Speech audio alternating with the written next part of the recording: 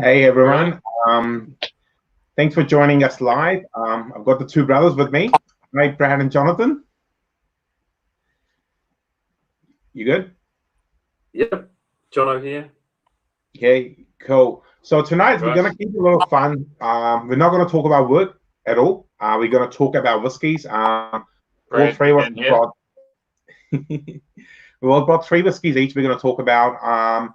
I'll let Jonathan start by talking about what is working class whiskey and a little bit about the group page. Cool. So Brad and I just about a year and a half ago sitting around having a dram, as you're doing, and we just thought we wanted a group that was sort of non-pretentious, just able to hear what we're drinking, have a laugh, some banter and drams, and I guess the motto or mantra of working class whiskies is whiskies under $100 that you can enjoy. Not break the bank, not get in trouble when you tell your significant other. Yeah. And what do you think, Brad?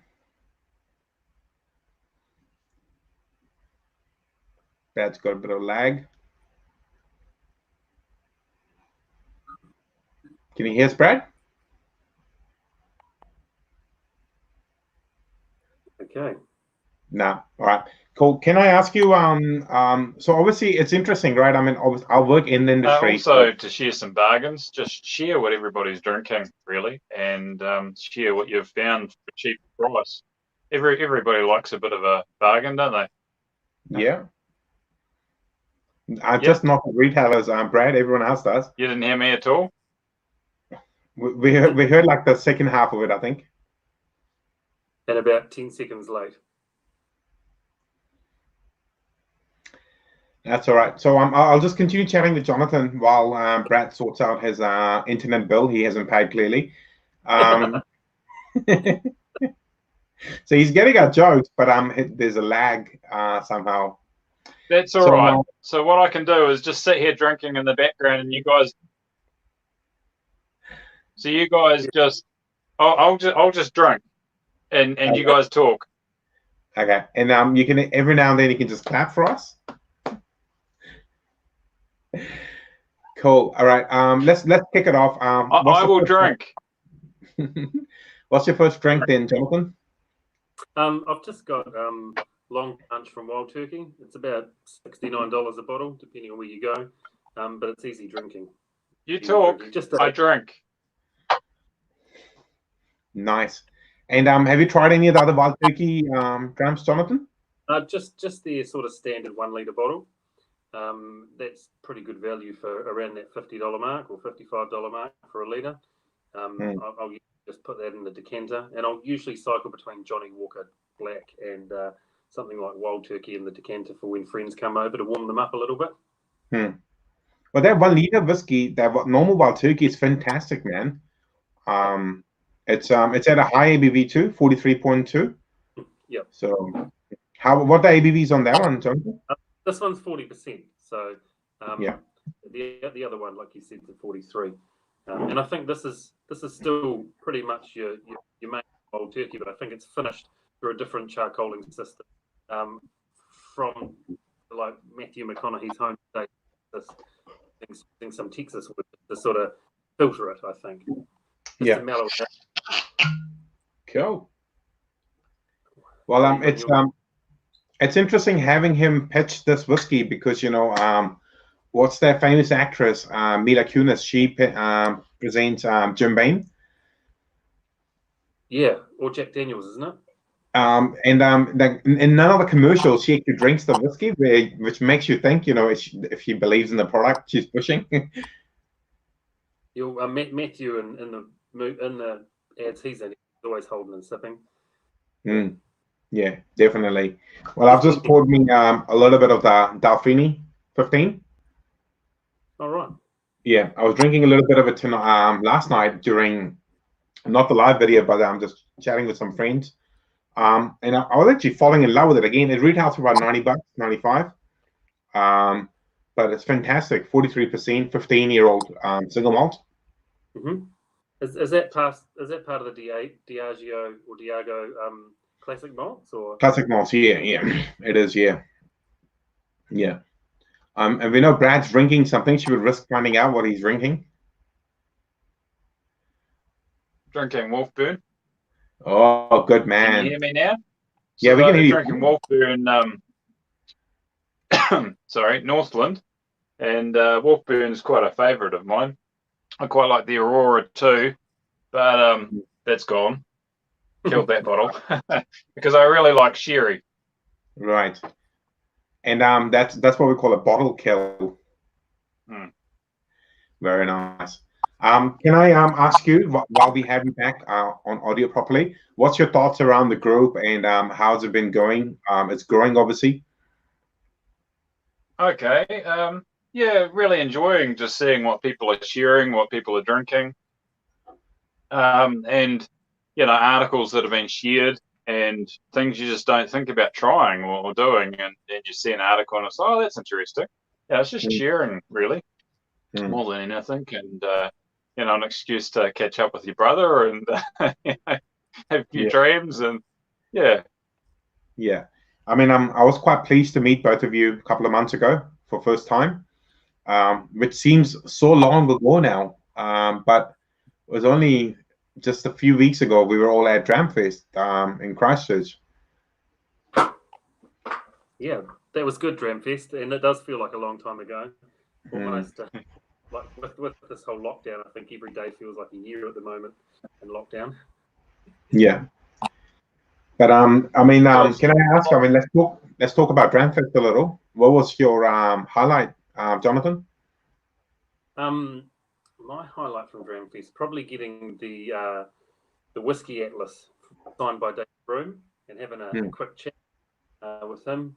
That was a really, really cool highlight. And I made an effort to visit all of the New Zealand distilleries just because I really want to see the New Zealand industry take off. And there were quite a few represented this year, so I was quite impressed just to get around those. Yeah, I mean that's my highlight. What about you, Brad? I went to a Wolfburn session and loved it, but there were so many things I loved about Dram Fest. The main floor did seem a little bit cramped this time from other years, but it's always just a highlight trying so many different whiskies and just talking to people. Sometimes it's hard to get a dram in because you're talking to people. Yeah. I must admit, this Dram Fest, I did more meeting and talking to people than I did actually sampling and sipping whiskey. Like bumping into you, obviously, Ash, and having a good chat, and a few others. Said hello to Trevor, and then of course, even from a Christchurch whiskey community perspective, just bumping into people you wouldn't see every day, and connecting with them, which was pretty cool.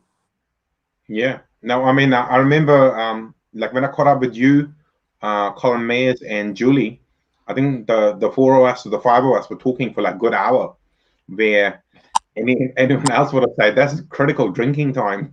Yeah. But it's good to see everyone because we talk on Messenger so much. But yeah. And because you obviously you work a day as well as a volunteer on a rum stand. And that was actually a really cool experience. Obviously participating for a day and then working for a day. It meant that I got the first day I went for free, which was pretty cool. That was definitely a working class whiskey experience. Getting to experience 2 days, and the only money I spent was on the book I got signed by David Broom, which was pretty cool.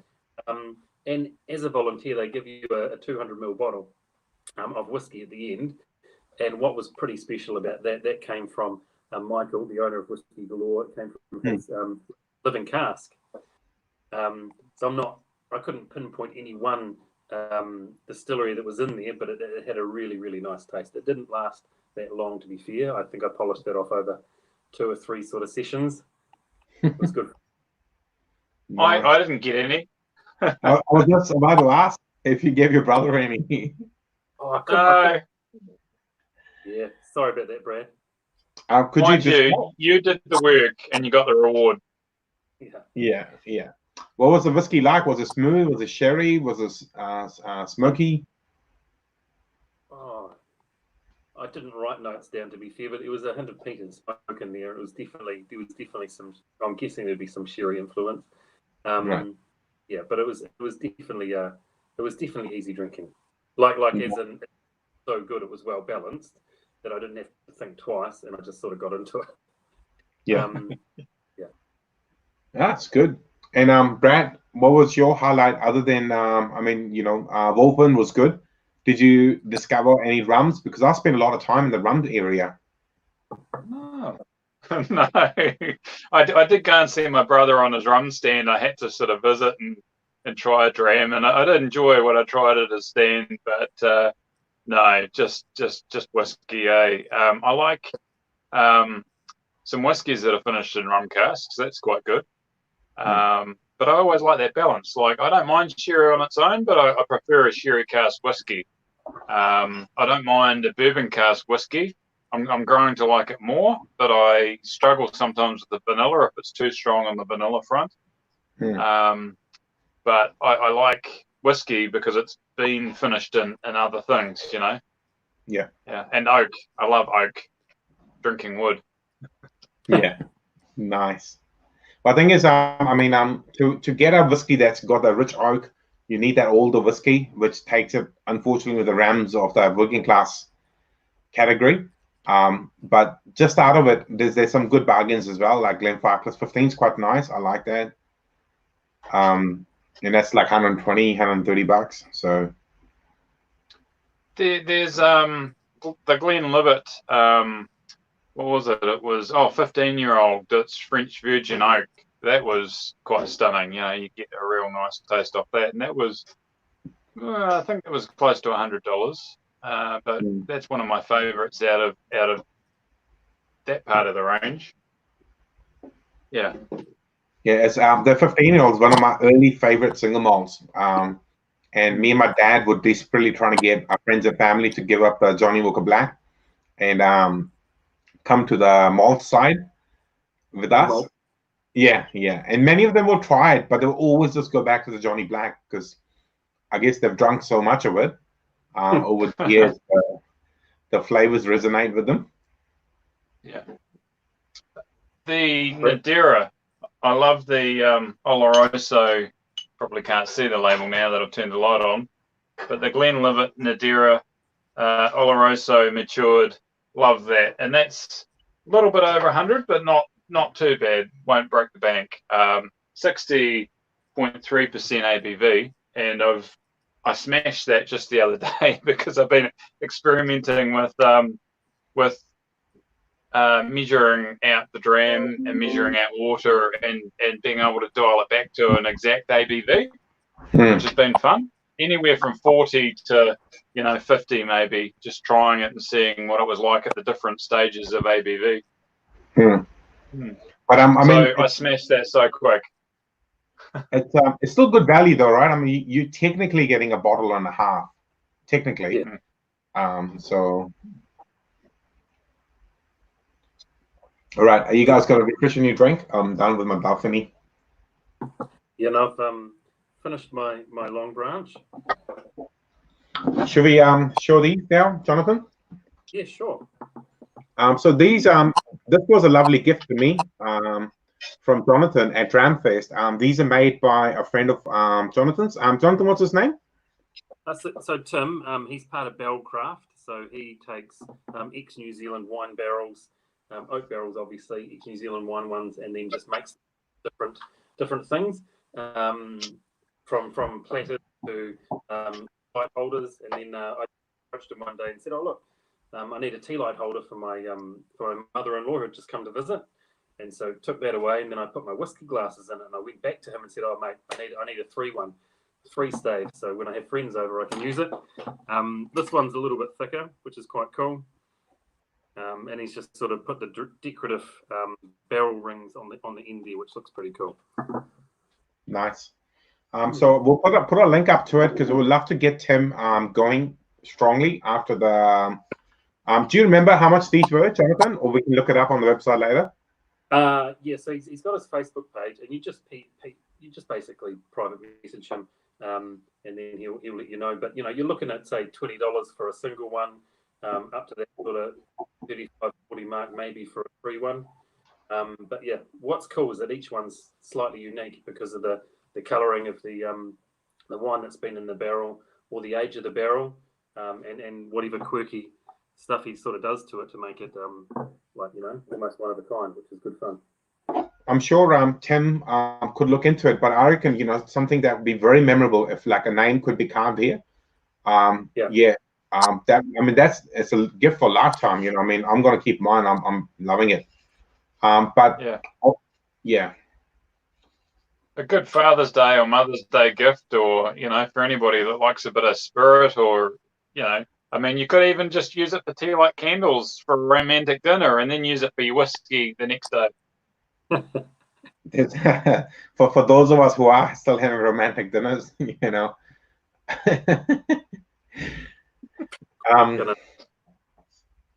Oh, look at that! Great minds think alike. We're both I tell you what, who's got more left in the bottle? Probably Jonathan. Actually, I've been abusing mine a bit. John, have you got more than Ash? Yeah. Oh, okay. Yeah. But this monkey swing is quite outstanding. Yeah. I'm quite impressed with the limited release cages they sort of do once a year. Yeah. And this one this year is no exception. I got that. I've had plenty of bottles of monkey shoulder in my time. It's a good everyday sipping one. It's affordable. But yeah, I got a monkey shoulder in cage this year from my son for my 40th. Quite a cage. Now I've always I did tell him to get some Johnny Walker Red, but he went for the monkey shoulder.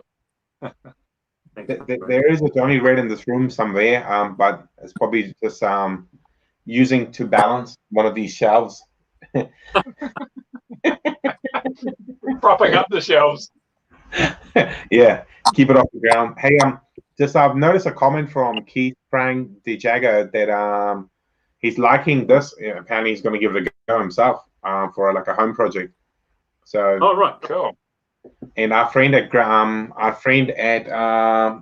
New Zealand Whiskey Company, Grant Finch, commented, "How good is that Wolfburn, Brad?" Oh, I love Wolfburn. I mean, it's young whiskey. Yeah. But I love it. Great things. I expect great things. Already seen great things. Tasted great things. And we have a secret Facebook user. I for some reason sometimes I can't see their names, but also Daniel's watching, and David Halliot. David, I will get you the information. Jonathan, just keep that in mind. David just commented, these will make amazing corporate gifts, especially if you can get the company logo. Yep. Yeah. We'll tell that to your friend. Yeah. I'll hit Tim. Fantastic. Are you going to have more whiskey, Brad, or are you just going to nurse the Wolfburn for the whole night? Oh, no. I've got a lineup. So, Ben Rack, 12-year-old, sherry oak, and I love it. Yeah. Yeah. It's fantastic whiskey, isn't it? Ash, good question, mate. With the monkey shoulder, what's your opinion on it for a blended malt? I think it's pretty good, and it's a good price point. But what are your thoughts? I like it as a palate warming whiskey. Yeah. Well, I don't drink beer. I mean, I'll drink a beer in a social sense, but there's no beer in my house. I drink a bit of red wine, but if I need to warm up the palate and move to some of the cask strength stuff, it's a great early evening whiskey. And you can have a mixer with it if you choose to. But I think just it's so good, neat. It's always nice, and it's so approachable. $67, $65, you know. Now tell me, do you get bananas on the nose? Mashed bananas? Yeah. Because like ripe bananas. My wife made a banana cake the other day with her youngest. He's 6, and my son was real stoked to be sort of baking a lockdown, something to do. And I just got a whiff of the real ripe mushy banana on the bench, and I thought, oh yeah, here's monkey shoulder. Bring on 5 o'clock. That's great. So, but you boys know what goes into this blend? Well, I know it's William Grant and Sons, and there's some Glenfiddich in there, isn't there? And then some Belvini, and I'm not sure of the other one. Does it start with K? Yeah, can we? I can't get it right. But we don't see a lot of Kinenve single malt for sale. If we do, it's just very expensive. And when I was in Tokyo, I bought a dram of the 17-year-old, which was very disappointing for the money. It was just flat. There was no joy in that whiskey. But yeah, it's yeah. And obviously, I like Balvenie and Glenfiddich. I'm a big fan of Glenfiddich. I always like the 12-year-old Glenfiddich. I think it's just amazing value for money whiskey. Nothing wrong with it. Very fresh. One thing I'm looking forward to trying though is the smoky monkey. So monkey shoulder have a smoky version. It's in the late 80s, isn't it? About $80, $89. I can't remember. About $20 more than the standard monkey shoulder, but it would be good to sort of have one of each in a different cage in the shelf, just depending on the mood. If I want to warm up my palate towards the smokier whiskies I've got, or if I want to keep it, light and fresh. Who knows? But it's what I find interesting is there's two aspects to it, right? They've done the monkey smoky, but Balvenie and Glenfiddich don't really put out interesting smoky whiskies, obviously. They did the Fire and Cane, which is selling really well, but I think they just use peated casks rather than using peated barley. Yeah, so they've aged the whiskey in rum cask. That's where I guess the cane's coming from, and the fire is they're using peated casks, like the Glenlivet Nadura. They've done the peated as well. But the barley is not peated at all. It's just aged in smoky casks or smoky whiskey casks, which is probably a good thing, for a novice drinker. It's not overpowering like a Lafroig or something else. Good. I look forward to trying that. Well, the Nadura, man, that's you got three, right? You got the bourbon cask, which I like, the sherry and the peated. Now it's like $100 each, $105 each. It's good value to have in the house. So good range of whiskies right there. Good. Very. But even it's hiding at the back. The Glenlivet 12-year-old, for $65, it's so easy. You can drink it in your sleep. That's a favourite. I've had a few bottles of that in the last couple of years. That was my on and off my sort of go-to. Warming up the palate. So I'll kind of vary it between the likes of the Monkey Shoulder or a Long Branch or a Johnny Walker Black, or have a bottle of if I can, when I get it on special, the Glenlivet 12. Just those sort of that's $50 to $70 mark, non-offensive, easy drinking, warm up the palate, and then move on to other stuff. Yeah. Depending on the Yeah. Can I ask you guys a question? Because both of you are in Christchurch, and obviously it gets significantly more cold there than it does for us up here in Hamilton. But what's the kind of whiskey? What's the mood like? Deep winter. It's cold night. It's quite harsh. What sort of whiskey are you guys drinking? Well, quite often a bottle of 105 on hand. The Glenfarclas with 105. A bit of a punch, and it warms you up pretty quick. And I mean that for a litre at about $100, that's pretty good. But that's something I'd warm up to. Which is cool. And Lagavulin, I just did a bottle kill last night, unfortunately, of my Lagavulin 16. But that, depending when it's on special or not, but you'll pick that up between $116 and $130. So that was at the top end of my sort of working class whiskey range. But it was certainly worth having a bottle of that. Yeah. And by the fire. Oh, can you read that? Is that the Port Charlotte? Oh, yeah, it is. Would you believe? I got 5 bottles of it. I haven't opened one. I was looking at one today, but I think in a weird way, I was waiting for the right moment. They're sitting there. I actually, funny you should say that, Ash. I've got one of those for my 40th from my wife, and that's at 63%. And I've been waiting for the right moment to open it. And the other day I thought, you know what? Now's the right moment. I'm at home, locked down, you know, I set it all up much like this. And there's a photo on. I poured off 3 drams and added a little bit of water to each one just to make one of them 46%, then 52, and then the full strength at 63. And I sort of worked my way up, but very tasty dram, easy to drink, and that'll be my winter choice for this winter. That's for sure. Nice. And Brad, what do you think of that Port Charlotte, buddy? Oh, love it. Very nice. Yeah, it's stunning dram. I mean, we got it quite a lot cheaper than we probably should have. So it was just incredible. Yeah, I think I might have to get another bottle from somewhere. Yeah, I mean, they were because I don't think it'll last the winter, to be honest. We paid like $90, $95 for a cast strand Port Charlotte. I mean, Yeah, that's that's if you got it early, right? When they were, And so tell us a little bit about that, Ash. So that was a whiskey club in Taranaki, is it? Something like that. What's his name? Oh, he's probably watching it. It's going to beat us up. Our friend from Tauranga. Oh, what's his name? I can see his face. Okay, Mr. X in Tauranga. He messaged a whole bunch of us. You know how they're looking to bring in a cask and they wanted an early commitment. Is it Jarvis something? Oh, Travis Stoll. That's it, Mr. Travis. And he asked a bunch of us, you know, if we would like to go partners in a cask. And I think it was not the full cask we could take, but yeah. Does it say how many bottles, Brad? 200 and something, wasn't it? Yeah, because it's called Buchanan's Folly. So someone's private cask. Yeah. I'm thinking Bruce Buchanan, or I can't remember.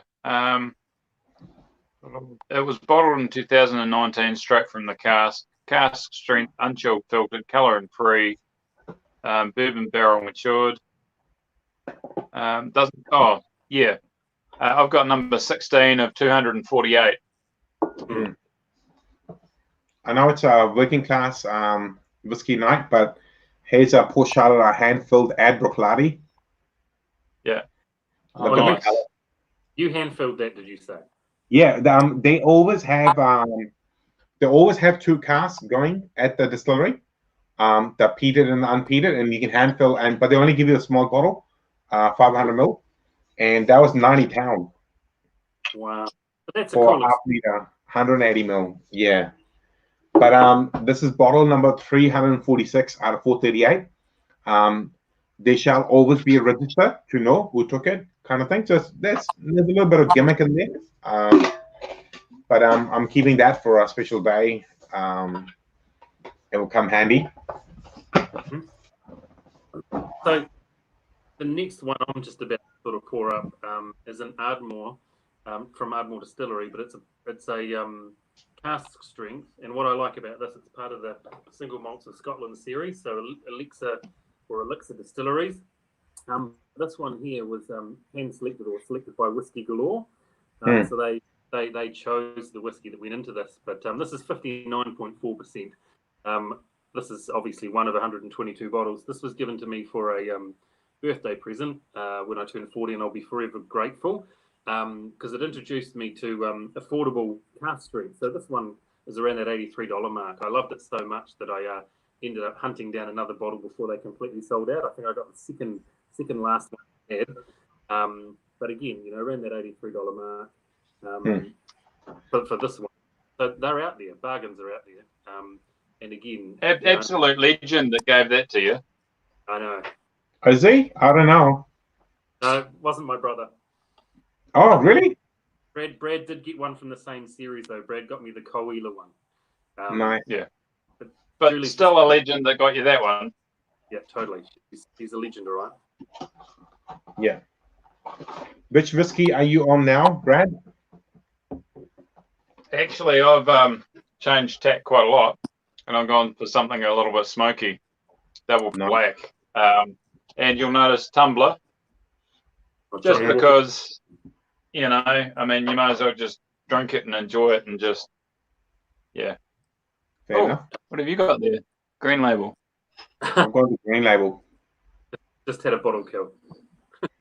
Well, this one's pretty much gone, but I'm keeping it because I still haven't done a review for it for YouTube, so I'll just leave a little bit just to. So is that from after they sort of discontinued it and brought it back, or is that bottle from before they? That's the before one. Oh right. Wow. Yeah, so that's why I've been sort of savoring a little. Yeah. Now I've always been a big fan of Green Label. We did like a full range tasting in Auckland one time, like from the red all the way up to blue. We had 7 different Johnny Walkers, and the 3 key comments we got was that the Red Label is actually a very nice whiskey if you drink it properly. Don't put Coke and lemonade in there and lots of ice. If you just drink it, take your time. It's actually a very nice whiskey. That green was the best in the range and good value for money, and that the blue is ridiculously overpriced for what it is. You know, but it's gifted quite a bit, I guess. The other thing I like about the Johnny Walker Green is that it's blended malts, isn't it? There's no single grain, so you're getting a malt experience. Yeah, so the greens are all malt as well. What was that, Brad? Can you bring it back? Oh, no matter what the clock says, it's Johnny Walker time. Nice.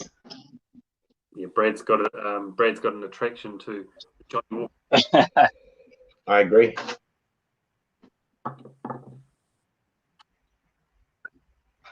Oh, very nice. I see these on AliExpress sometimes, you know, but I've had mixed experience buying things off there. Sometimes they just don't like to turn up.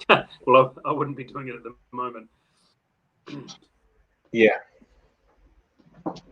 Here's one. I bought these at like a local market. What's this one? I don't know if you can see them.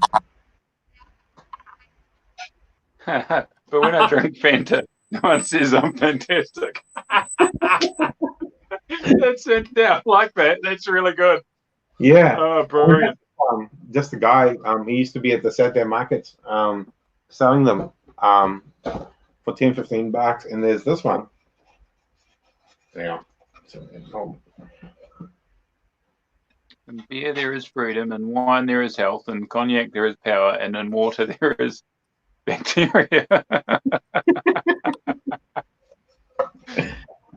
So always drink whiskey instead of water.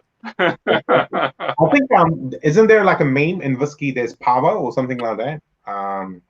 Yeah. David Halley just asked, what's the price range you guys have decided for working class? Sort of around that $100 and under. Like we'll go a little bit above, or but it's just an affordable whiskey that you can share with your mates and share the experience, I guess. Yeah, so it's around that $100 and under, but I'll go as far as Lagavulin 16. Lagavulin's nice, right? And so sometimes you can get gifted stuff. So as long as it qualifies as a working class whiskey experience, yeah. Yeah. Well, I think you could subsidize. Well, if someone gifts you a bottle, you can sort of take that off your next purchase and go, yeah, I scored a Lagavulin for 56 in a weird way. Yeah. So is there anything else happening? What's Christchurch like during lockdown? It's have you guys been out at all, or just lockdown? Just sort of to the supermarket and back, or the chemist and back, or yeah, not too far at all.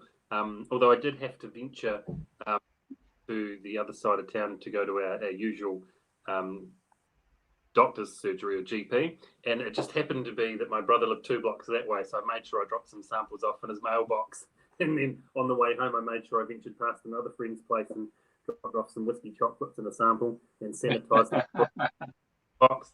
But that was quite cool to get out and about on a little excursion. But yeah, nothing to dob in the lockdown police over.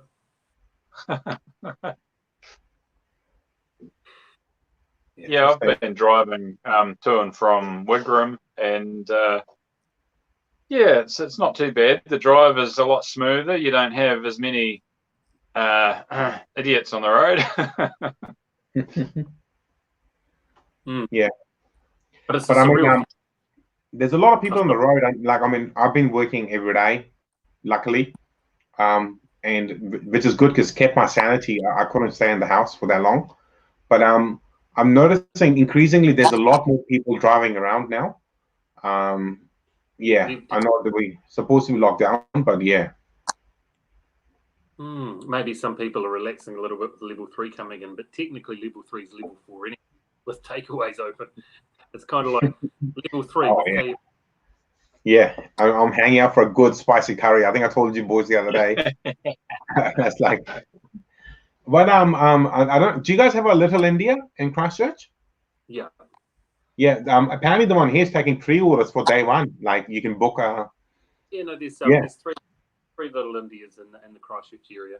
Oh wow. My daughter goes to school with their daughter who owns the 3 franchises in Christchurch. Yeah. Which is all good fun. Yeah. But you don't get any perks. But a gentleman just asked a question, have you guys thought about what impact the global pandemic, lockdown, and recession could have on the whiskey market? Are there opportunities to be had?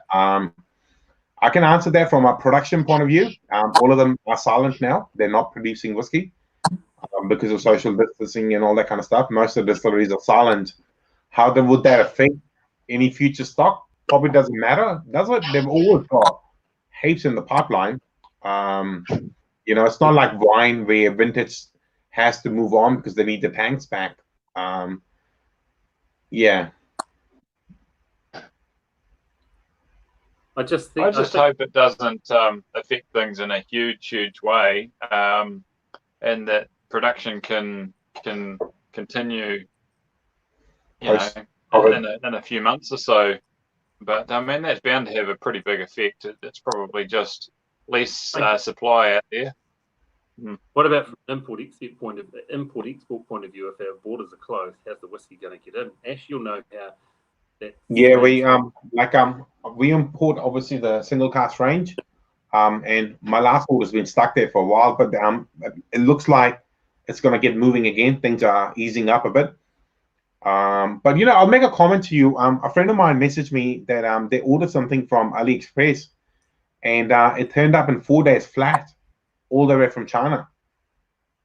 And I can't send a box of booze to Papakura on the courier. It's just like, come on. Where's the honesty in that? Yeah, but it's bizarre. It's interesting times. I think shipping's affected, but I would doubt there would be like a sudden influx of cheap whiskey. If anything, you would always imagine, if they're not putting more barrels down, that would just drive the price up. That's always been true. But it'd be interesting. Like when we had Alan Winchester, we hosted him in Auckland for some of the APM clients. We were asking him, like if production stopped today, how much stock would they have on hand, if the current level of drinking continued? And he thought there was 8 to 10 years of whiskey available. Oh, right. Is that the Glen Dram? Glenlivet? Sorry. Oh, Glenlivet. Yeah. So, but then they were saying how demand in China and India is just keeps going up and up and up because populations are so high. 8 to 10 years worth of stock to supply sort of the current demand level. That's still quite a bit, That's mate. Incredible. That's quite a lot. I wouldn't think that being shut down would have too much impact, though. No, I wouldn't think so. I mean, if they're out for a season, but the sad thing is, if I was the company owner, I would want all critical maintenance to be done during the lockdown. But clearly, that can't happen either. Because sometimes they have scheduled or forced maintenance because it's quite a tense environment, right? With the heat it generates and all this and that. So I'm sure they'd be keen to come back to production. I would imagine. Could you imagine a special release? Some of our favorite brands like to do a special release for just about any reason. like an antivirus release. Yeah. The one I would suspect would do it would be the Bruichladdich because they do a special release for everything. Yeah. Sorry? Wolfburn do too, though. I see a special release every other week on their Facebook page. Oh, is that in Scotland? Yeah, well, the Wolfburn Whiskey Distillery, they do lots of different special releases. Yeah, I'll admit I haven't really tried much of the Wolfburn, probably just a little bit at Dramfest. Haven't opened a bottle for myself yet, but they intrigue me, man. For young whiskey, so nice, very very memorable. But another one that fights in that same would be Kilchoman or Kilchoman. Love Kilchoman. You know, like they've been going for what, 10 or 11 years now? Was it 2000? Yeah. Yeah, they've been going for a while and some really good, memorable releases now. I've got a single cask distillery only bottle from them, it's been 2 years and it's just like it's dying so slowly, and I don't want it to run out. You know, it's one thing I really like about obviously the Wolfburn range and the Kilchoman range is that they've got quite a few on this side of that under 100 mark. You know.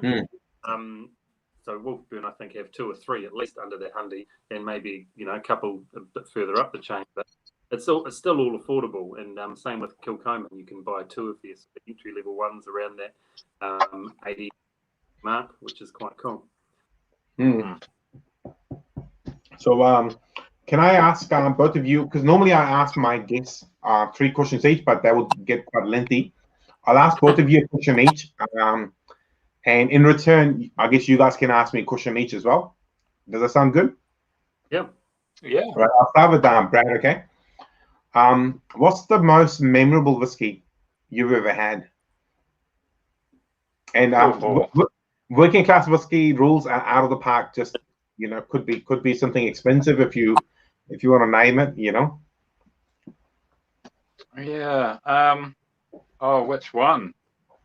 I can't name a particular whiskey, but it would probably be trying Tamdhu for the first time.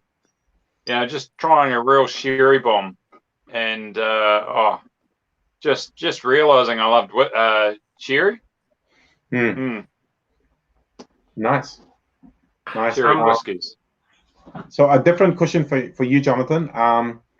Who would be a historical figure you would want to have a dram with if you could? A historical figure?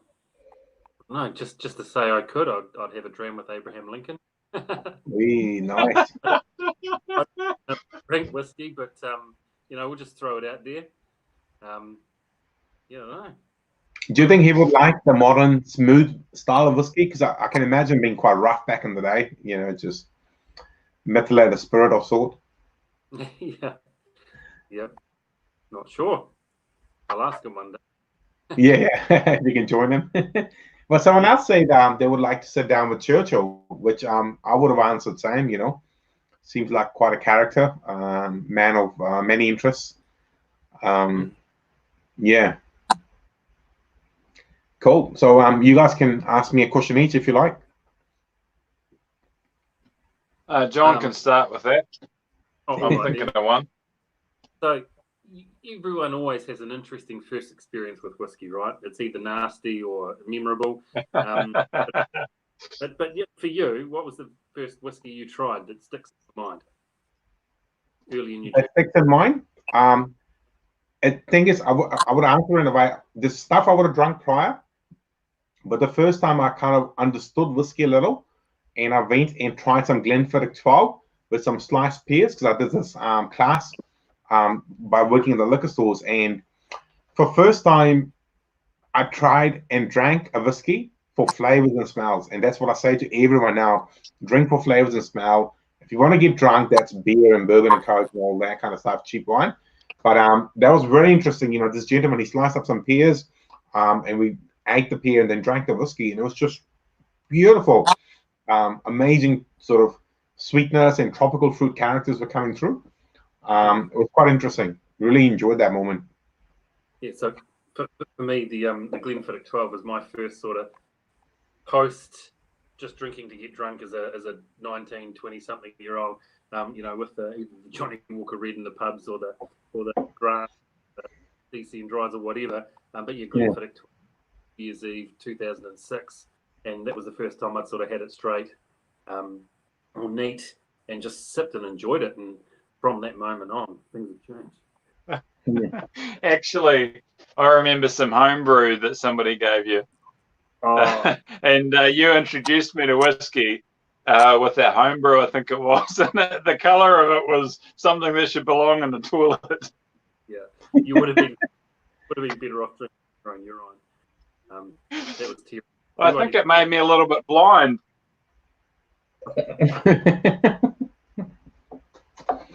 But you know, like the home distillation, it's an art in itself. Some guys are quite good at it, but obviously the real true love will come from aging over a lengthy period of time in a quality oak. But I've had some fantastic home distillation, especially gins. You know, some really good gins from home distillation. Oh, cool. Yeah. There's a New Zealand that imports little copper stills, aren't they, that you can put on an element.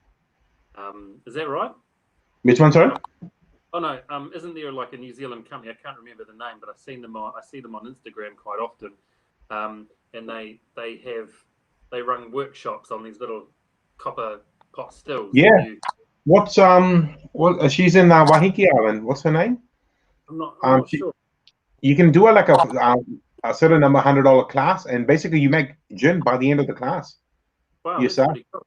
Yeah, like it's a short version, but it's be a good sort of day out. You know, just make some gin by the end of the evening. That's pretty cool. Because they're little copper pot stills on an element, and then it all comes over and Stills. Did you guys watch Dave's movie the night before Grand Fest? No, I didn't get the chance to do that. Amberlight, I did message him the other day though, through Instagram, when he was stuck in his good old New Zealand lockdown for ages. I think he only just went home a couple of days ago. But I just wanted to know whether Amberlight was going straight to streaming. You know, I said, look, I'd pay for a pay-per-view. You know, I'd pay movie prices just to watch it at home. And so he said that was further down the track, but he's looking at fast tracking it, because obviously lockdown, people are at home. So yeah, I'm keeping my eye out for that because I'd really like to watch the Amberlight. There is I won't ruin the movie for you, but there is a homebrew moment in there. You will see. It's quite brilliant. Yeah. I must admit, while he was on lockdown, I really enjoyed his 3-minute reviews on some of the limited release Dram Fest bottlings. That was pretty cool. Nice. He's just really honest and punchy and gets it out there. Good old Dave. Dave Definitely. Did you ever watch A Golden Dream? Several times. Yeah. Love that movie. That was pretty good too, eh? Rock Laddie. Yeah. Yeah, Jim McKeown. I've got question for you, Ash. Oh yeah. So my question for you is, do you sort of have like an ABV amount that you sort of enjoy whiskey at typically? Yeah, I mean, yeah, definitely. I think above 50, if I could, because I drink 99% of my whiskey neat now. There's very little water I put in. Like when I tried that the Cadrona, the new one, the Pinot Noir cask, that was hurting me in the eye. I think there was risk of blindness, or partial blindness. 64.2%, and it was hurting me. I was just like, oh, I need to put some water in here. This is hurting me. I definitely prefer whiskeys at the high ABV because drinking for flavors now, right? I'll tell you something. I posted this on Instagram 3 hours ago. How I opened the Highland Park 18 last night. Yeah. And it was gifted to me by, I don't remember who gifted to me, but it was more than 18 to 24 months ago. And I was chatting with a few friends of mine who are customers as well last night, and I was drinking it, and I kept mumbling how I want to love it. I'm enjoying it, but there's no magic happening, and it's because they've watered it down so low that the magic is gone. It was nice. It was quite oaky. There's honey. There's a little bit of smoke, but there's no magic, And I'm thinking, why would someone spend $250? That's a lot of money to spend on a okay whiskey, not exceptional. What's the ABV on that one? I think it's 43. 40 or 43. 43, Jonathan. Okay. I'll show you the color. I mean, it's interesting whiskey, but 250 retail. I don't know if, but I mean, I haven't paid for whiskey for a long time. They just yeah, but yeah. But one thing I'll add though is when we were hanging out with Dave Winchester, the Glenlivet Master Distiller, we were actually shocked how much water he was putting into his whiskeys. Like it wasn't like a low measured drop. It was like this. He was going for it, man. There's like boom, chuck, good 40, 50 mils in there, and then he's trying it. But this was Alan Winchester, the Master Distiller for Glenlivet. Got it. Yeah. But yeah. Well, we're coming up to the hour mark. Have you guys got any sort of closing remarks? I'll go with Brad. What did you think? You enjoying your whiskey? Yeah. You should ask me what I'm drinking now. Oh, and this is just for purely fun. just sipping away on some Fireball, just for fun, just taking the piss a little bit, but still enjoying it. I saw somewhere that Fireball and what's the other whiskey liqueur? It's the #1 selling whiskey in States now. Like it's outselling a lot of the 1 liter blends. Is it Dram Buey or? No, it's a whiskey liqueur. It's a popular one. I forget the name. But they were saying how those two are outselling the liter blends in some categories. It's just interesting. Interesting. Yeah, I couldn't. Send me the link or let me know who it was. Yeah. You're into it. Brad brought over the Fireball. I just couldn't do it. I'll have one or two, but there's times when I've abused it a bit. I've done a good job of deleting those memories. It's just like gone. Well, it's not something I'm just sipping away on it, but I also enjoy lots of ginger wine. Yeah, I like just like that real. Yeah. Do you like gingeriness? If you like your sweeter whiskey, get the Jim Beam small batch. They add a bit of port in there. Oh. And it's 100% certified working class. It's only like $55-$60 for a bottle. I think it's fantastic for sipping. If you like that little bit of sweetness in your whiskey. I've Jim Beam small batch. Small batch. Which is weird. I don't know if it stays being a bourbon if they add the port. I'm not sure, but they've been selling it for a little while. See, what I'd like to fall into my lap is a bottle of Starwood ginger beer cask. I wouldn't imagine that would be working class, but I tried that when I was over in Melbourne and loved it. Absolutely loved ginger beer cask. They put ginger beer in a cask and then put whiskey in afterwards, and oh man, it was just fantastic. I mean, no liqueur, just straight, just cask influence. Yeah. So yeah, speaking of which, though, like I don't usually like Jamesons much myself, right? But one thing I do like with your experimental cask series was the IPA cask finish one. That was really nice and affordable for that sort of $45 mark. It's so easy to drink. What's that? It is. Yeah, it blew me away when that came out. I prefer the stout more.